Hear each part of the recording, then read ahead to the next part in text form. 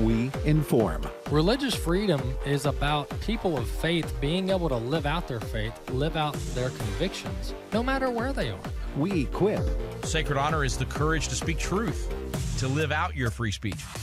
We also rejoice in our sufferings because we know that suffering produces perseverance, perseverance, character, and character, hope.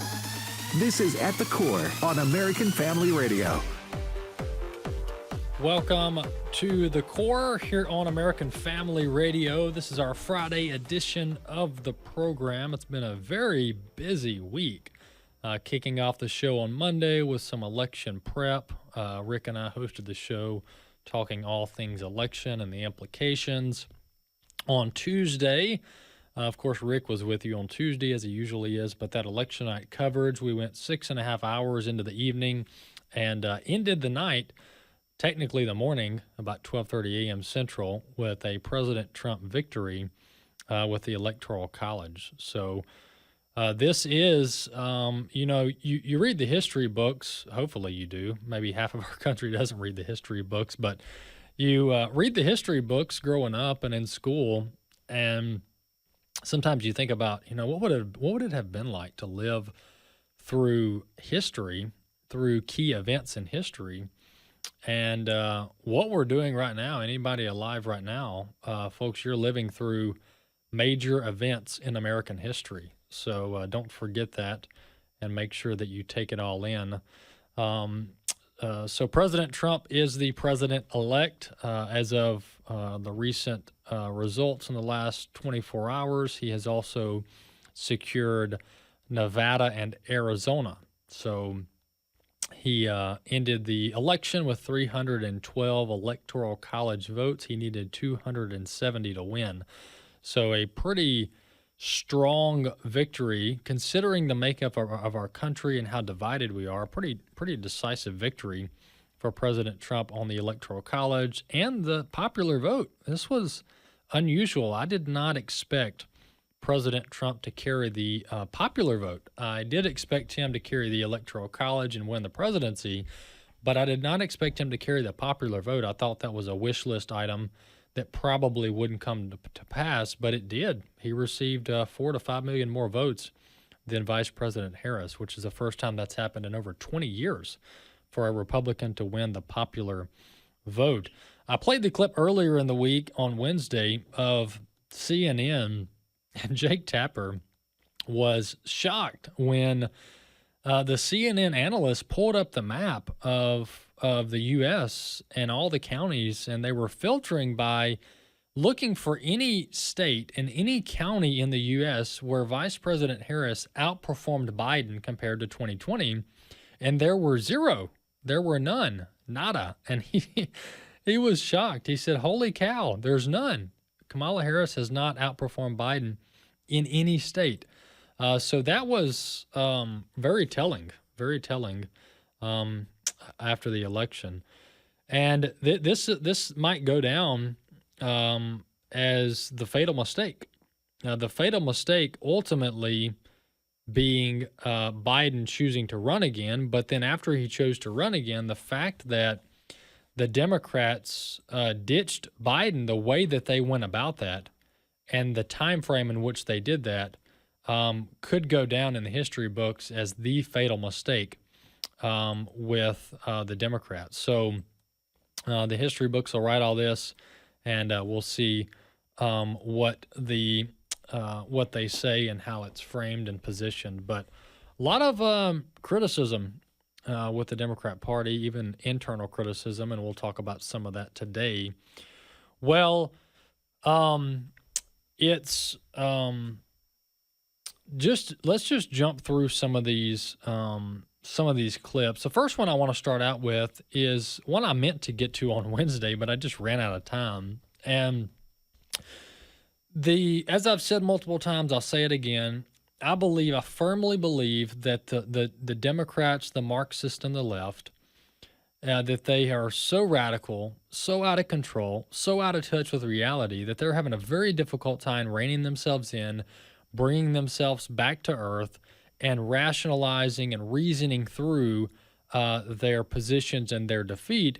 And so they're just out there. They're just out there. They're cannibalizing themselves because there's this inter-party fighting, and there's no clear leader. Look, when President Obama, I didn't like President Obama's politics. I didn't like his policies.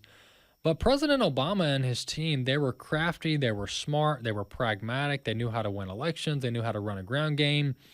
But this Democrat Party of 2024, I mean, they are just all out of sorts, and there's no clear leader, right? There's no clear leader. There's no Obama-like figure in the Democrat Party today. This is Joy Reid on The View, where instead of realizing how bad the Democrats are doing with voters and what they need to do to appeal to voters, instead they just go on a rant of demonizing the entire state of Florida. Clip 1. Yeah, and this is the reason that Republicans wanted that 60-vote threshold because, and as they tried to do in Ohio, Governor DeSantis has bet his political future on being the champion of denying women their rights over their own bodies. He's competing, obviously, with the governor of Texas.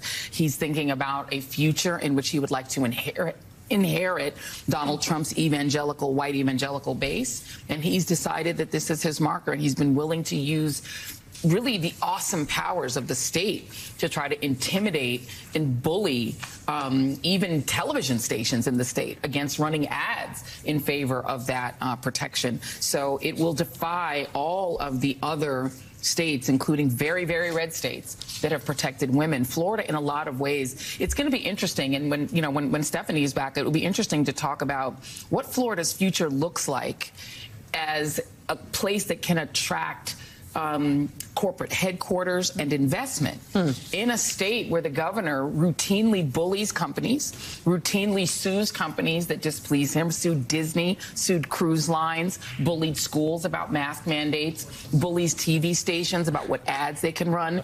It's a pure Project 2025 in miniature in Florida. And that kind of extreme, sort of extremist right-wing fascist type government in Florida, does that make it a more attractive place, or does it make it more like some of the other southern states that don't get a lot of investment and interest from? I mean, it also particularly means Well, I don't know what she's talking about businesses not doing business in conservative states and businesses not wanting to invest in conservative states. That's just a fundamental falsehood. Since COVID and since the Democrats completely lost their mind with all the COVID restrictions and their high taxation, red states have been growing tremendously. I mean, look at Florida, Texas, Tennessee, even Mississippi. Businesses are flocking to red states because it's a friendly business environment and we have a bit of common sense. So that's an absolute falsehood, claiming that businesses don't want to do business in conservative states. Also, do you think that's going to win you elections in the future, calling everybody in Florida, quote, right-wing fascist? She said it's a right-wing fascist state, the entire state of Florida. Remember when Ted Cruz back in 2016 called New York, he accused candidate Trump at the time of having New York values. That was kind of a jab at President Trump being from New York, which is a notorious liberal state. Well, Ted Cruz got blasted for that. How dare you criticize the entire state of New York? There's a lot of good people there, blah, blah, blah, which is true. And so he really went underwater when he went after the entire state of New York. Well, Joy Reid goes after the entire state of Florida, and where are the critics? Where are the critics? And their terminology and their criticisms are very radical, and they're very divisive, and they're demonizing. And so it's going to be interesting to see at what point. I mean, the Democrat Party is going to have to moderate itself. I mean, it's just going to have to if they want to win any elections in the future. So it's going to be very interesting to track to see who's going to step into the Democrat Party and say, look, guys, we got to have to cool it down.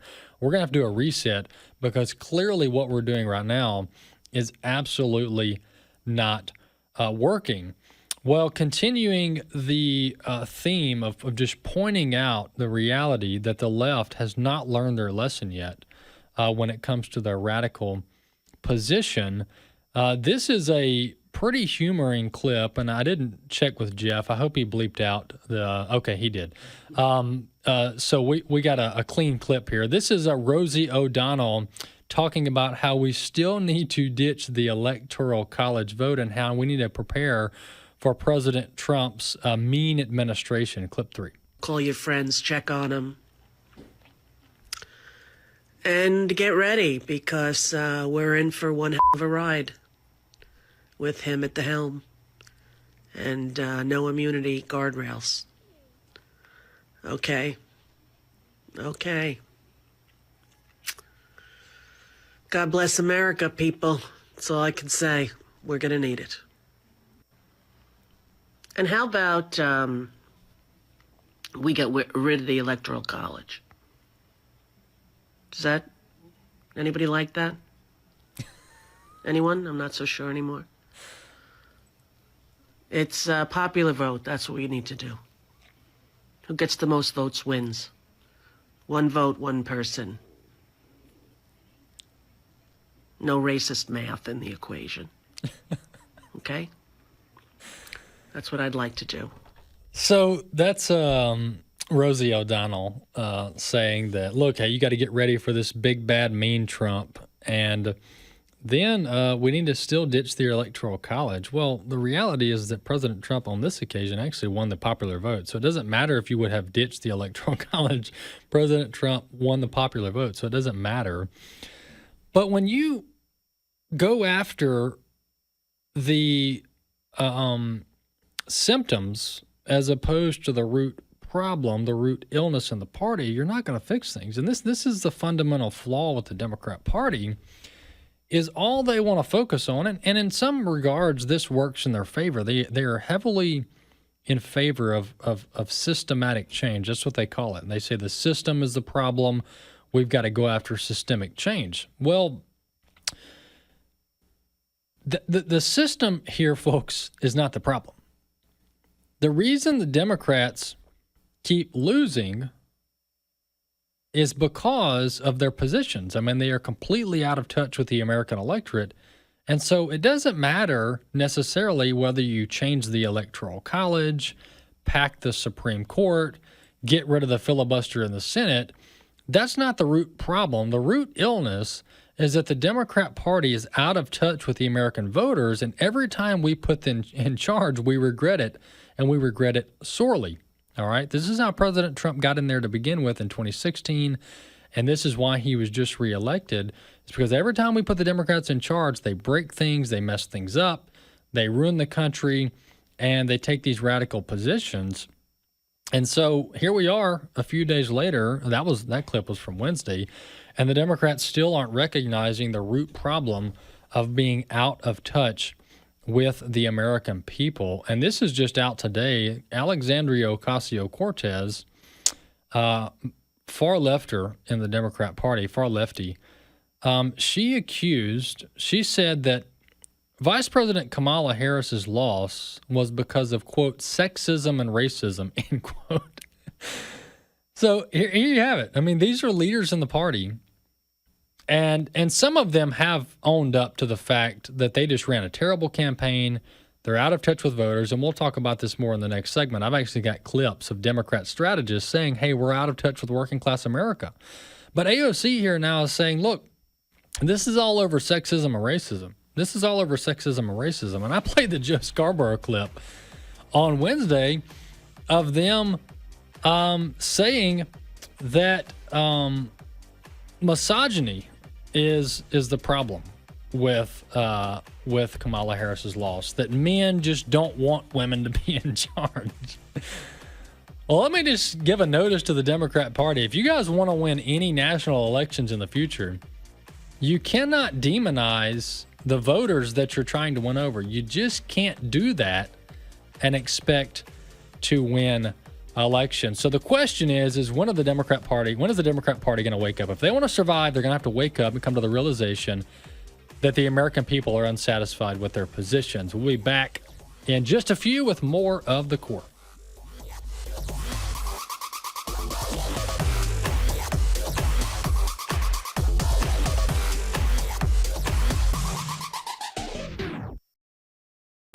There have been people in our nation who have been pining for wickedness. As we read through Romans 1, you see over and over, God gave them over. God gave them over. But what is happening is evidence of abandonment. We need to understand that that is included within the wheelhouse, if you will, of God judging a people. Join Abraham Hamilton III on the Hamilton Corner, weekdays at 5 p.m. Central on AFR. If God could speak, what would he say? The Bible subjects itself to historical verification. He says, we saw this. We go to the Bible wanting to hear what the living God has to say to us.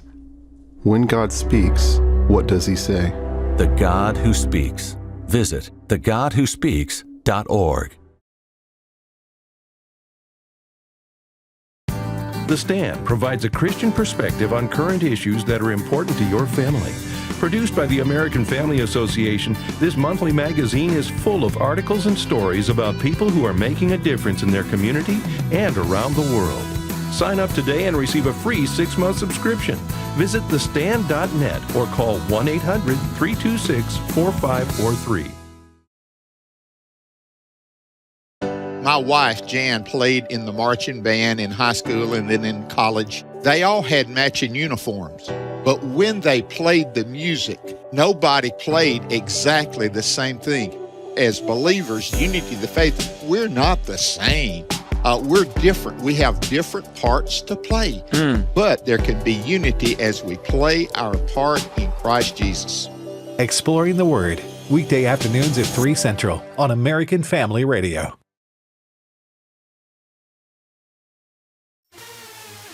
At the Core podcasts are available at afr.net. Now, back to At the Core on American Family Radio. Welcome back to the second segment of today's edition of The Core. We're really doing a recap of the election results and bringing you up to speed with the latest news surrounding it. Just to give you some numbers before we jump back into the content of the show, the Republicans, these various congressional races, some of them are still being tallied. The Republicans, it looks like there's about an 85% chance of them keeping the majority.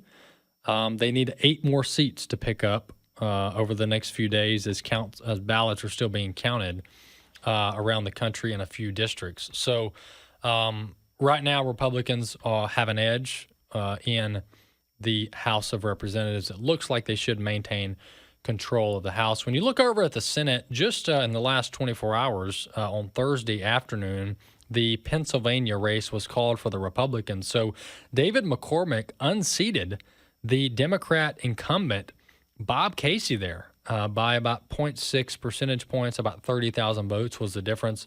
That's a big deal. Bob Casey was the incumbent. I think he's been in Congress for over 20 years in the Senate there, and he was unseated by Dave McCormick. So very big news there for the Republicans. So currently Republicans hold 53 seats in the Senate, which is a very big deal, all right? To have the Senate by 3 votes is a big deal, and here's why. Not only do you have judicial confirmations that go through the Senate, but also cabinet positions have to go through Senate confirmation.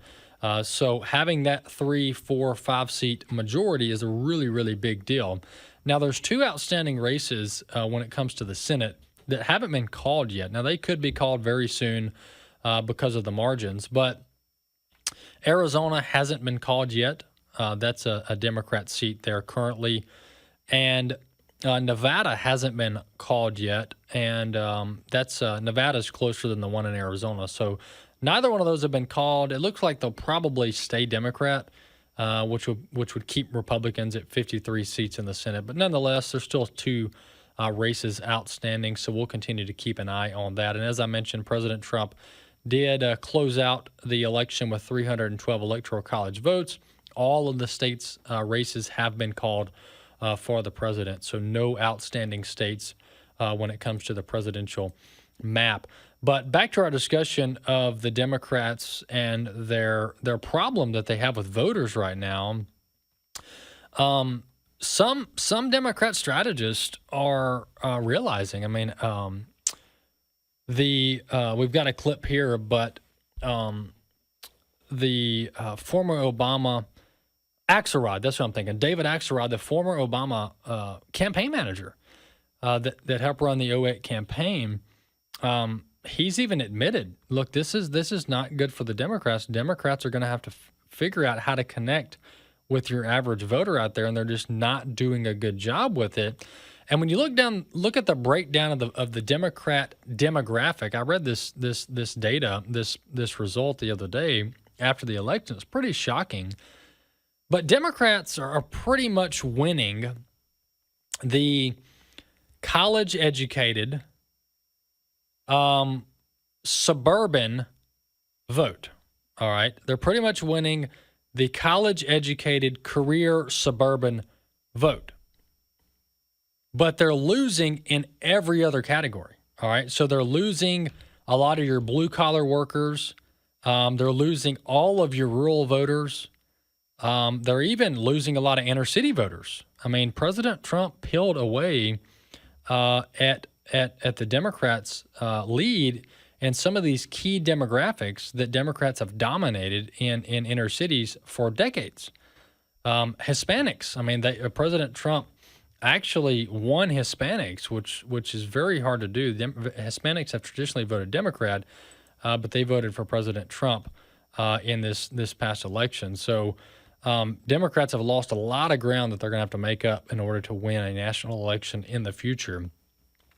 A Democrat strategist was on CNN, and she really broke down what this was Julie Rosinski. She really broke down the problem that Democrats are having with voters and not connecting with them. A very humbling assessment to be on CNN. This is clip 4. Let's listen. Perhaps this wouldn't be the situation, and we'll never be able to know, right?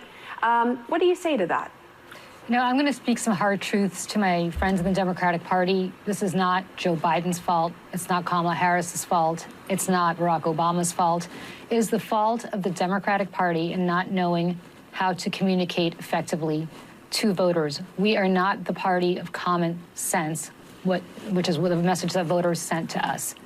For a number of reasons. We don't know how to speak to voters. When we address Latino, and language has meaning. When we address Latino voters as Latinx, for instance, because that's the politically correct thing to do. It makes them think that we don't even live on the same planet as they do. When we are too afraid to say that, hey, college kids, if you're trashing a campus at Columbia University because you're unhappy about some sort of policy and you're taking over a university, and you're trashing it and preventing other students from learning, that is unacceptable. But we're so worried about alienating one or another cohort in our coalition that we don't know what to say when normal people look at that and say, wait a second, I send my kids to college so they can learn, not so that they can burn buildings and trash lawns, right? And so on and so forth. When we put pronouns after names and say she, her, as opposed to saying, you know what, if I call you by the wrong pronoun, call me out, I'm sorry, I won't do it again. But stop with the virtue signaling and just speak to people like they're normal. There's nothing I'm going to say to Shermichael that I'm not going to say to you, that I'm not going to say to somebody else. I speak the same language to everybody. But that's not what Democrats do. We constantly try to parse out different ways of speaking to different cohorts because our focus groups or our polling shows that so-and-so appeals to such and such. That's not how normal people think. It's not common sense. And we need to start being the party of common sense again. That's a Democrat. We need to start being the party of common sense again. This is going to be an internal battle. And as I've said before, the primary reason that Vice President Harris had a really hard time, virtually unable to communicate what her positions were on the issues of the day with any sense of clarity is because she didn't genuinely believe some of the things that she was stating. Kamala Harris, folks, and this is no surprise, she's a California liberal, a San Francisco Democrat who has held far left positions on all the major issues for a couple of decades. And she was once rated as the most liberal senator in the U.S. Senate. So, but then she gets this nomination, not through the voters, though, but the Democrat Party apparatus crowns her with this nomination of being the presidential nominee for the Democrats after they booted Biden. And she's trying to play to the middle, play to the moderates. And she seemed very uncomfortable doing so because she's not a true believer. She's not a true believer. And so this was one of the major issues with people were wondering, look, why can't she just answer a question? Why can't she articulate her position on this issue? Well, because she doesn't want to come off as a California Democrat, because that's not going to win her Pennsylvania and North Carolina. But she also doesn't want, and really is having a hard time playing towards the middle of the road voters, because she doesn't believe it. All right. So she was in this predicament, this internal predicament, this tug of war that she was just not able to sort out in the time frame that was given, about 90 days, to be able to turn it around. And not to mention the other issue with the way they did Biden, and this is something that needs to be discussed. And actually, MSNBC commented on this on the election night after President Trump was declared the victor. The way that they treated Biden was terrible for re-election purposes, because, look, as bad of a job as President Biden has done, he still has pretty high approval ratings in the Democrat Party. He has over 60% approval in the Democrat Party. Now, it should be higher than that, but that's 60% of voters. The poll that I'm referencing was a poll that questioned voters. Who do you want to be your Democrat nominee? And, of course, 60% of them said, hey, we still want Biden to be the nominee. But my point in all of this is that when you kick out Biden the way that they did, you're upsetting the 60%. Well, you need those 60% to get over the finish line, obviously. And so by them treating Biden the way they did, not only the time frame, but the way they went about it, it left a bad taste in the mouth of Democrat voters, especially the 60% that said they liked Biden. They were still in the Biden camp, and they were disgruntled, to say the least, and probably some of them didn't show up on Election Day because of how the Democrats handled getting Biden out of power. Well, the ACLU deputy director, has a solution for our country. And it's not a solution of unity or let's work together or let's do what's best for our country. But they're already talking about, the Democrats are already talking about, quote, getting in the streets. This is clip 2. Let's listen. One of the reasons why I want to stress to people, we need you in the streets, because the courts will not always do everything for us. All right. The deputy director of the ACLU says, look, we need you in the streets. I mean, this is the only way we're going to stop Trump. We got to have you in the streets. And this whole aspect of disruption, of protest, of chaos, it's going to be quite interesting to see how this develops, because, you know, I've said, at least privately, that I think the Democrats are going to be just as nasty, just as protesty, if that's a word, just as disgruntled, and just as chaotic as they were in the first term. I mean, remember, on Inauguration Day, they're having the massive women's march in D.C., railing with their grievances against President-elect Trump, who was going to be sworn in that day. And they spent 4 years harassing President Trump. Now, they're not going to have the House of Representatives, likely. They're definitely not going to have the Senate. So they're not going to have a chamber of Congress that can harass President Trump through investigations and subpoenas. But George Soros, the Democrat Party protest apparatus, my friends, is still very well in place. That's how you can spin up anti-Israel protest in under 24 hours. All right, so the Democrat Party protest disruption apparatus, the same folks that burned down our city streets in 2020 with the protest, the quote-unquote summer of love, as they called it, folks, that ground game is still there. All right, that ground game is still there. And that's actually something that needs to be investigated by the DOJ, because, you know, President Trump's being brought up on RICO charges. This is a form of lawfare that was traditionally used against the mafia. They're using it against President Trump now in Georgia. That was the whole Georgia Fulton County case, is the RICO charges. Well, why aren't we investigating George Soros and others for their funding of violent riots around our nation. When city streets are being burned down, properties being destroyed, people are being assaulted, why aren't we looking at who's funding that entire apparatus? Who's driving in the protesters? So I don't know. You would think that the Democrats would kind of hold back and do a reset and get their act together. But I just don't know if they're going to be able to do that. I think they're probably going to be in the streets protesting, complaining, airing their grievances when it comes to the second Trump administration. But this second term of President Trump, it's pivotal, especially these first 24 months. President Trump and the Republicans are going to have to get everything done that they want to get done in the first 2 years while they have both chambers of Congress. And they have to go full steam ahead, no holding back, no excuses. This is the opportunity. And speaking of the Republicans and full steam ahead and this opportunity that we have, there is a Senate leadership race that is going on right now. The election's actually going to take place early next week on the 11th, I believe, or the 12th. But the Mitch McConnell is stepping down, and there's three individuals running for the Senate Majority Leader position. John Thune from, I believe, South Dakota, John Cornyn out of Texas, and Rick Scott out of Florida. Those three senators are running for the Senate Majority Leader, and we'll talk about this more after the break. But who this Senate Majority Leader is very, very important. Who the Senate Majority Leader is very, very important. And aside from Mitch McConnell's work on the judiciary and helping President Trump push through various federal judges, McConnell has been terrible on virtually all other issues. I mean, McConnell has supported all of the foreign wars, Ukraine, etc. Mitch McConnell has multiple times thrown President Trump under the bus, criticized him, called him names, both publicly and behind closed doors.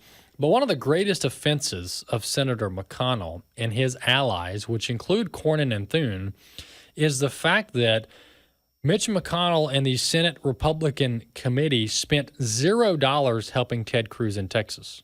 And this is something that a lot of people don't know about, but the Senate Republicans funded $0 to Senator Ted Cruz's election in Texas, and the Democrats funded $100 million into the state of Texas to help Colin Allred try to beat Ted Cruz. Now, he didn't even come close. Cruz won by 9 points.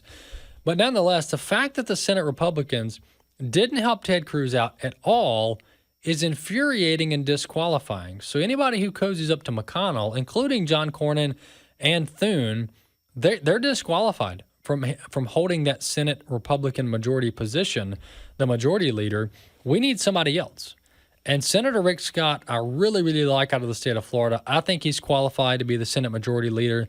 Anybody other than a McConnell 2.0, because look, this is a historic, generational window of opportunity to get good, positive change done in this country. And the last thing we need is a milquetoast Republican Senate majority leader, a Mitch McConnell 2.0. That is the last thing our nation needs. And President Trump is going to have to get involved in this election. There's no sitting on the sidelines. Look, President Trump, with his historic victory, 312 electoral college votes, all the momentum moving in President Trump's favor, he has a ton of capital. He has a ton of political weight that he can throw around. He can virtually handpick who the next Senate Republican majority leader is. So President Trump's going to have to get involved here. Look, Senator Vance, who now is the vice president-elect, he's been in the Senate.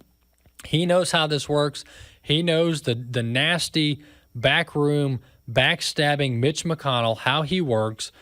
Senator Vance is going to have to give President-elect Trump good wisdom on who he's going to endorse here and who he's going to weigh in on, because this is a big deal. So we're going to be working on an action alert. We're going to be working on an email to our supporters, activating them on this issue. We only have a few days left But we need to weigh in on this. We do not need a Mitch McConnell 2.0 in the Senate GOP majority leader position. We're going to have somebody like Senator Rick Scott in that position to push forth the America First agenda. So we'll play a clip on that after the break. We also have Chris Woodward coming in from American Family News. Hey, before we wrap up this segment, we still have a segment left, so stick around. But we need to, I want to encourage you to subscribe to the podcast. Wherever you listen to podcasts, type in At the Core and click the subscribe button. We'll be back in just a few.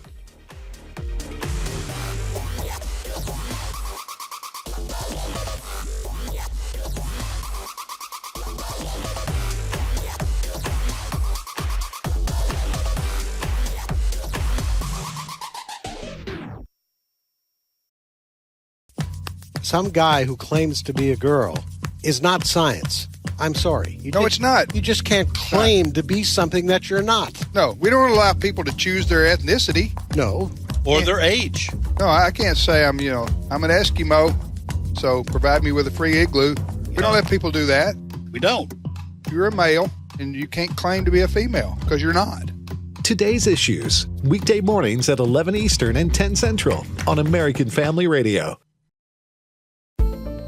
Whether it's a story about prayer in public schools or battles for biblical truth within our denominations, the American Family News Network is here to tell you what the newsmakers are saying. We are starting to see a rebellion against corporate America's endorsement, coddling of the LGBTQ agenda. The American Family News Network is comprised of news anchors and editors that team up to bring you news from a Christian perspective. A TRO, for non-legal types out there, is basically just an emergency order that would have allowed Liam to go back to school wearing the t-shirt he wants to wear. And again, that t-shirt says there are two genders. Not only can you listen to reports on the radio, but you can also visit afn.net for coverage of the latest headlines. Florida Governor Ron DeSantis, out on the campaign trail, was ready with an answer on the meaning of the word woke. American Family News, reporters you can trust.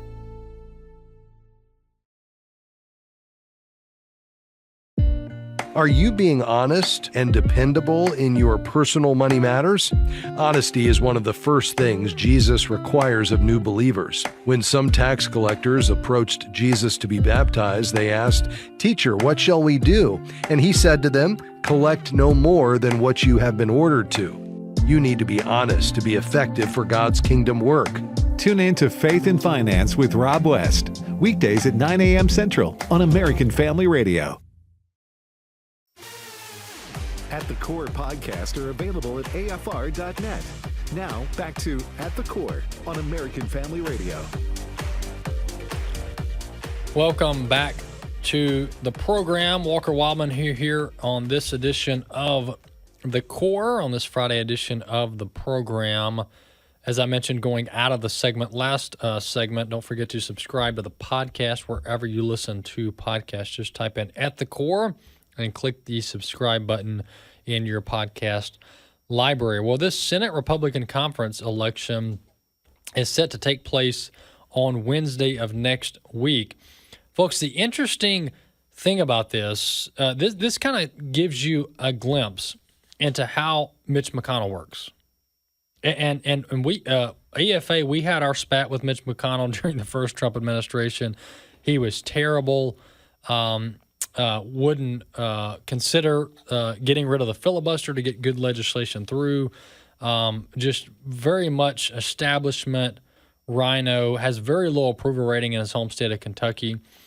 But listen to this. Instead of setting the election for January, when you have a new Senate, right? Instead of setting the election for Senate Majority Leader to January, when you have new senators there and they can vote on who they want their leader to be, including Republican senators, Mitch McConnell set this election for next week, for November 13th. And so think about, you're disenfranchising. This is choosing the Senate Majority Leader for the next session, which hasn't even begun yet. And so you're disenfranchising the, let's see, 1, 2, at least 3 Republican senators that are going to be sworn in January. Actually, 4. You're disenfranchising, considering taking in West Virginia, Pennsylvania, Ohio, and Montana, you're disenfranchising 4 Republican senators from even having a say on who their Senate Majority Leader is. So this entire process is messed up. It's corrupt. It's wrong. And Mitch McConnell is trying to put one of his number 2s in, which is Thune and Cornyn. And this is a bad, bad idea. And President Trump needs to get involved ASAP on this to intervene and block these rhinos from taking over the Senate Majority Leader position. Nonetheless, before we jump to Chris, I do want to play one clip. This is John Thune in all of his arrogance letting President Trump know that he just needs to stay out of this whole Senate GOP race. Let's listen. Is President-elect Trump involved in does he have a chosen preference in the Senate? Do you know, Senator? And will that come into play? I don't know that he does. I'm staying in regular contact with him and with his team.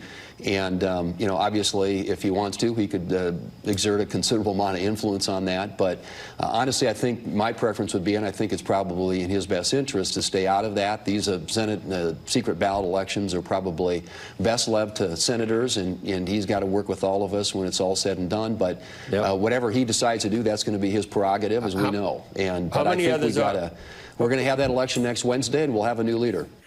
All right, so John Thune, folks, the last thing, I don't know whether he regrets that statement or not, but the last thing that a Republican senator needs to say to the president-elect is that he needs to stay out of anything. That he needs to stay out of anything. I mean, President Trump has the most influence in the Republican Party out of anybody in a long, long time. The last thing you should be saying is that he needs to stay out of it. That actually might provoke President Trump to get in to the involvement of this Senate GOP leadership position. Chris Woodward is with us now. He joins us each Friday. Hey, Chris, welcome to the program. Good morning. I'm looking for an anti-Thune tweet or post from President Trump as we speak. Yes. It's coming. You're going to find it. I don't know what nickname. Dune Thune. I don't know what we're going to call him. In the past, President Trump has actually gone after both Cornyn and Thune as being Mitch McConnell's henchmen. So there's definitely bad blood there. And I think we need fresh leadership. I think we need Rick Scott. It is bad on McConnell's part that you would do this. He's part of the reason why we still have the Affordable Care Act or Obamacare.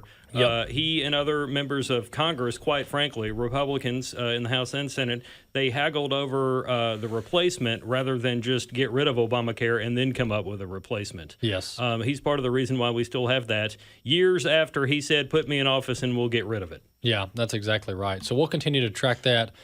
Rick Scott is the guy. And look, this is not an election for public office. This is an election for a position within Congress. So to answer the question about people saying, how can you endorse Rick Scott? Because this is not an election for public office. So I support Rick Scott. AFA supports Rick Scott, and he's the guy for the Senate GOP leadership position. Chris, the Fed met today. Actually, they met earlier in the week. Yes. But nonetheless, they met this week and voted on a rate cut. Is that correct? Yes, they have voted on a rate cut. It's not a drastic one. It's going to go down just a smidge. And right now, kind of the knee-jerk reaction from various people is that this is not good. They need to wait. I talked with one economist at the Heritage Foundation who actually warned that this may increase inflation because banks are going to look at this and go, oh, okay, we can start lending again, and that's going to put more money back out there, thus increasing the amount of inflation, which is the absolute last thing we need right now, on top of all the other issues that this president-elect and his administration are going to have to deal with.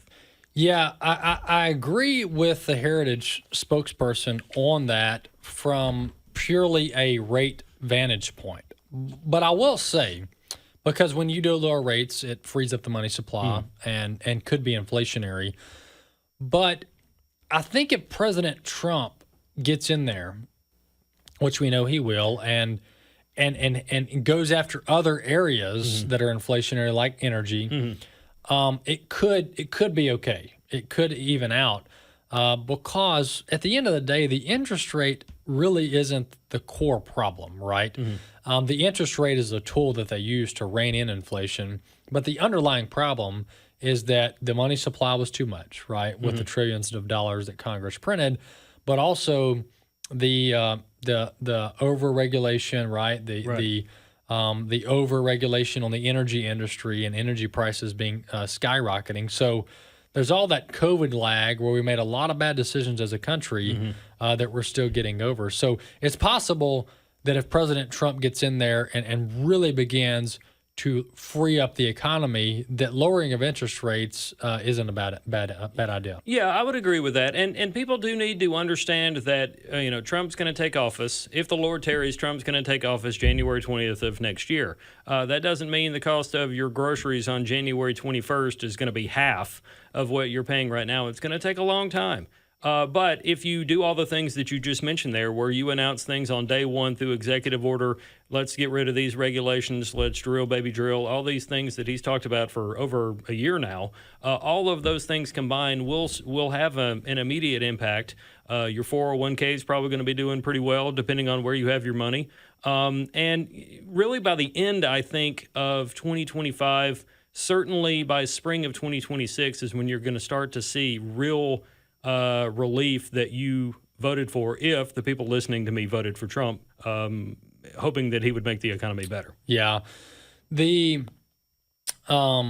mortgage rates, I know that's not directly controlled by the Fed, right? They're controlling like the prime lending rate. But the bond market, I guess, is one of the main indicators of where the mortgage rates are going to go. But traditionally, mortgage rates do trend with lending rates that the Fed puts out to some regard, and there's some lag effect there. But I think, Chris, we're going to have mortgage rates continue to drop. I mean, I don't think we need to be at 1 or 2% mortgage rates, but I think somewhere between 3 and 4 is probably a healthy ballpark. Yeah, it would be. I know somebody that's buying a house. He just actually went through signing the paperwork, and his plan is to, at some point in the next couple of years, refinance. Yeah. That would help him, and certainly I'm looking at his case as one of many out there in America. And again, that's something people are really going to have to look for and, again, be patient on. I would imagine a lot of people on television that are in the tank for the Democrats are going to start saying by spring break next year, Easter weekend, things like that, Trump said he was going to make things cheaper and it's still not good. Remember that in November of 2026 because we're back in the midterms, that kind of thing. Yeah. But, yeah, a lot needs to be done. That is one certain area. You touched on energy. I know that's kind of boring. Not some people are into that as much as we might be. But people need to understand that a sound and effective energy policy for a consistent period of time has an impact on a whole bunch of things. Diesel fuel. Whatever you buy in a store got there thanks to diesel fuel. So if we can do things to improve that area and we can make natural gas more abundant, all these kinds of things that were problems in the last 4 years, those kinds of things all will help stuff and people probably by the early part of 2026, if not sooner. Did you see this? I'm still double checking. I'm fact checking myself, but did you see the Zillow CEO reportedly said that that mass deportations could help the housing market? I'm looking. Yeah, I saw this on X. Now, there can be fake news on X. Yeah. But if he said that, which we'll confirm that, but that would be quite interesting if he admitted that that deportation would help the housing market. And the reason I say that is because J.D. Vance pointed this out in a podcast, and whether he said it or not, my point I'm about to make still stands.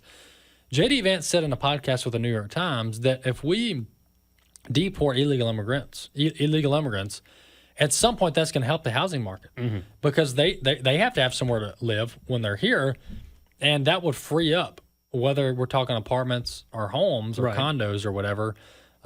Theoretically, when you're talking tens of thousands or hundreds of thousands of illegal immigrants that are being deported, theoretically, that's got to free up housing. It should. And, it's not just houses that governments have been putting migrants or illegal immigrants in. Schools and other government-funded buildings have been used to house people in places like Chicago, big cities where Trump had a lot more support this time around than he did in 2020, certainly in 2016. That's one of the issues that drove people to the poll was, look, I'm here legally. I pay taxes for these kinds of things. My kids are doing remote learning because we got people sleeping in the classroom. Yeah. So it's a big problem, and that's one of the things too people are going to have to be ready for, because I guarantee you, at some point early next year, in an effort to sell magazines or newspapers, they're going to have pictures of people being detained or arrested, and they're going to blame Trump for it. Yeah. So it looks like it's disputed on whether Zillow's CEO said that. He definitely said that freeing up inventory will help the housing market, but there's still debate on whether he was linking that to deportation. Maybe it's missing an apostrophe, like the garbage comment. From Exactly. Joe Biden. But the point that J.D. Vance made still stands. I mean, on paper, if you deport 100,000 illegal immigrants, well, wherever they were living now becomes available to Americans. And look, I know this sounds heartless. We're talking about people being kicked out of their home or sent back to a place they say they were trying to escape for a better life. I get all that, but we are a nation of laws. Yeah. And we have to live by them. It's not that you can't be here. You can't be here this way. And that's one of the things that Republicans, I think, communicated better in this election than they ever have. It's not that you can't be here. It's that we have a system, and you have to go by the system, because if you don't go by the system or any rules at any time, it's chaos. Yeah. And that's what we've had. Yeah, that's exactly right. What are some other stories that AFN's tracking? Yes, this one's an interesting one, and it's in the videos section of afn.net. So go to afn.net, scroll down about midway through the homepage, you'll see videos that we post from the Associated Press. And they had a story out. There's sound bites from all kinds of people in this particular area being interviewed as to why they voted for Trump. Here's the story. The most Hispanic county in the U.S. votes Republican for the first time in decades. It says Republicans flipped predominantly Hispanic counties along the U.S.-Mexico border. In Starr County, the most Hispanic county in the nation, voters hadn't backed a Republican presidential candidate for decades. What were the issues that they voted on? Border security and the economy. Wow. Hispanic, these counties that first time, well, that's decades. But, Chris, did you see where some of these Hispanic counties voted for Republicans for the first time since like 1890? Yes. This is I'm in that category. Yeah, that's crazy. I mean, the fact that he was able to pull that off, it shows that his message of common sense policies where everybody's lifted up rang true. And one more comment or one more thought, Chris, that I want to get you on. We got about 30 seconds left is, do you think the Democrats are going to be able to rein themselves in and do a reset? Not in time for the midterms, maybe in time for 2028. They're really going to have to do some soul searching and figure out who's going to be able to go toe-to-toe with J.D. Vance and not sound woke. They're going to need a strong leader, like an Obama. Yes. To step in, rein it in, and do a reset. Yeah, she'd be 65 by that point, 68 if Michelle was the one to be brought out there. Right. Or I'm even saying true. Either Michelle Obama, which she's very popular amongst Democrats, or a Barack Obama-like figure, right? A new Obama in the Democrat Party. That's their only chance at a reset, because as long as you have Harris and AOC in charge, it spells bad news. Thanks, Chris. Thank you.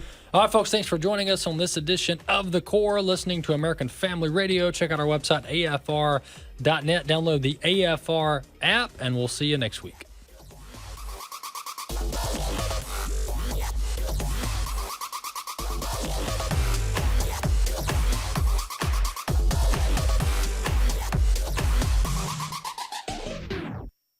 The views and opinions expressed in this broadcast may not necessarily reflect those of the American Family Association or American Family Radio.